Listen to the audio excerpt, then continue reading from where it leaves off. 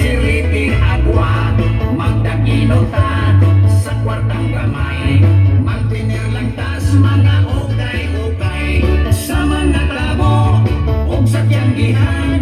Kung mag-shopping mo sa ukay-ukay lang, negosyo ini sa mga pobre, gikan sa ukay-ukay na family.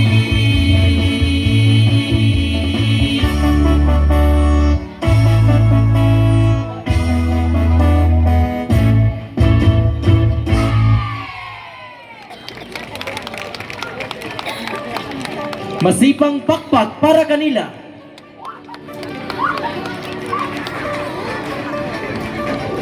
O kung pista na gani ang isgutan, ang Oslo dili gyud magpaulahi.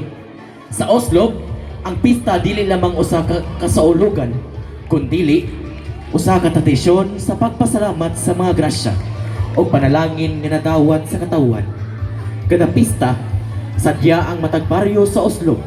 Anaa ang mga paindigay sa mga kaanyag sa mga dalaga, mga singing contest, mga liga, o guban pang kalihukan nga makapabuhi sa dugo sa mga lumulubyo. Niining tungura, atong lantawon ang tinud-anay nga pagsaulog sa pista natong mga Oslobanon gikan sa tong grade 9 learners. Ang pista sa baryo.